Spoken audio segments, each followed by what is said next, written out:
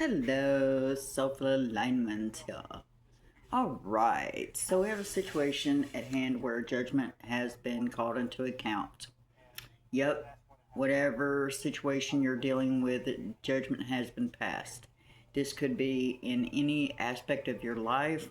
For some of you, though, it is meaning a legal outcome, legal situations. Okay, so some of you are either going to court or going to be going to court. But just know that if you haven't found out the results, they're going to be fair, just, and balanced. You are going to be the favored winner. Alright, you may be a very busy person. You may have a lot going on. You may have kids, husband, job, family, friends, you know. And for those who don't have all those things going on and stay home, you just being busy doing what you got to do at home, waiting and waiting and waiting. This outcome may have you kind of nervous, buzzing like a bee all over the place, doing 90 to nothing. Nervousness, yeah.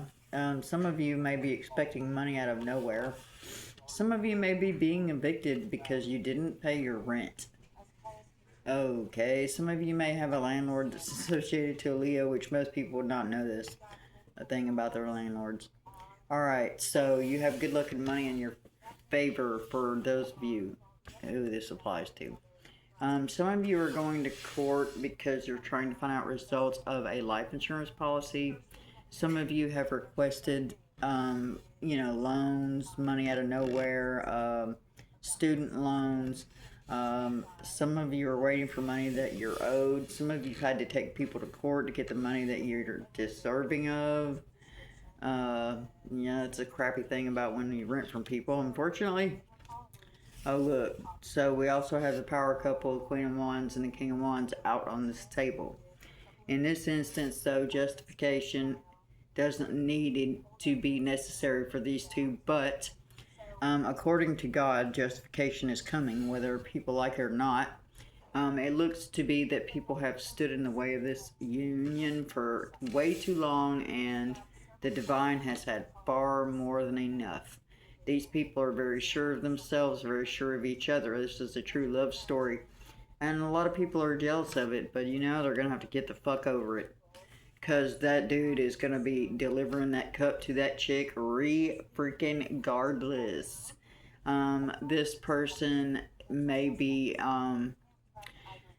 fighting a legal battle on your behalf. Looks to be like your family and friends or those closest to you have been trying to steal from you.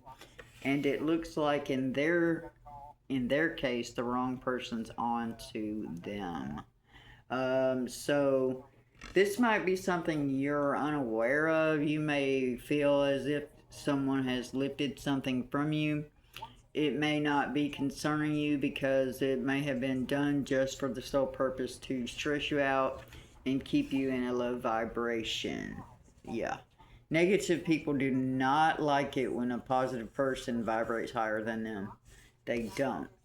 And usually when they're jealous of it, and it's nothing intentional, they'll be sneaky and conniving about it and try and be your best friend in your face because it's all wrapped up in jealousy. It's not real, so they don't want people to know they're like that because it's not, it's stupid to be feeling like that, arrogance, jealousy, self-centeredness, bitter, all these kind of things that come with being jealous are negative.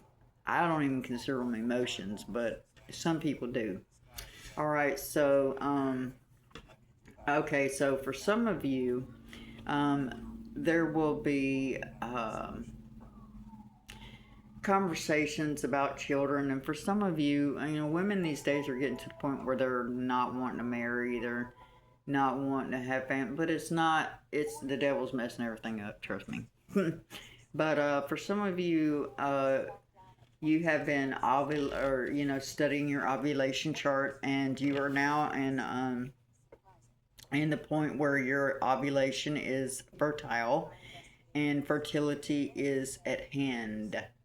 There is a lot of love in this connection here that I can see, and This person would do anything for the female in this union. I mean, this person would leave everyone, everything, and everybody and just be nothing, just like a peasant, just be around this person. This person will spend the rest of their life showing off how well they care and how deeply they feel about you. They may have made a minor mistake, but to them, it is nothing close to minor. Um, they are self sufficient and they notice that you are. And so when we find people that find folks that are self sufficient, self reliant, and independent, it's intimidating and it makes it hard to approach them. But you know, the person in this reading is not a chump. This is not a wimp. This is not a chicken. This is not, you know. So when I tell you, you know, this dude cares, this chick cares, and they're moving slow, and they're, you know, it's not because they don't care. It's because they're not used to feeling like they feel. They're been, you know, it's hard when you want to feel that way, but then when you actually feel the way you want to feel, hell yeah, you're gonna run from it. But just remember that each, you know, time ticks, and that's one thing you can't get back once it's spent. So spend it wisely, make good choices, because every choice you make today will better your tomorrow. All right, so yeah, like I said, you're gonna be making bold risks. Yup, you're gonna be bold, bold, bold, bold. You're gonna step outside that comfort zone. See, that's scary too, stepping outside your comfort zone. We're used to predictability. You know, we're used to being comfortable. We're used to knowing what's going to happen. We're used to being sure of everything. We're used to being in control of our situations. You know, it's a hard thing when you start realizing the shit that you don't have control over and the things that you do. The things that you have control over is really a lot smaller than the list of things that you don't. So, this person maybe throw off the illusion that they're hard to approach. You know, that they're always upset, that they're always closed off, that they're always pissy, that they're always rigid, that they're no, that's an illusion. This is a very good person. They may be hard to approach, but they're hard to approach because of everything they've been through. So, you know, if you catch on to that, you know, and you notice it and it feels like overwhelmingly just like it's just going to drain you dry because you're like, wow, really? That means that you're noticing yourself in them. Uh huh. That means you yourself are hard to approach. You wouldn't have caught it so quick and it wouldn't have been so heavy. So while we're sitting there judging the situation, and might you judge it from all three sides instead of two? Ah, guess what? You can't do that because you're not God. Uh huh. But yeah, so you know, you're gonna get over that emotional hiccup, and you're gonna end up, you know, that hope is gonna be what, you know, really just propels you through, you know. Then, so this union here is a divine union. And I mean, and this one was particularly orchestrated. Most relationships people get into, da, da, da, but this one, when two people find each other, you don't see too many supposed tos hook up anymore. So these two are something. They come out as the king and queen of wands, and now they're coming out as the empress and the emperor. So that's just, you know, where they stand. They're in power couple mode. And yeah, so you know, when you pull the emperor and the empress in tarot in a, you know, a relationship form, that's the highest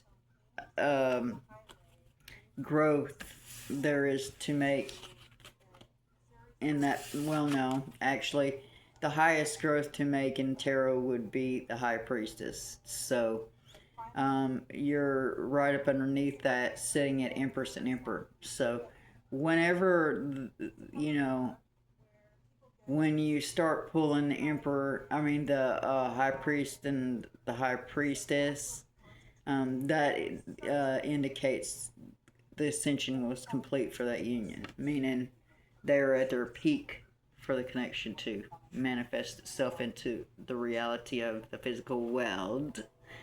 Yes, love, light, and peace, beautiful people.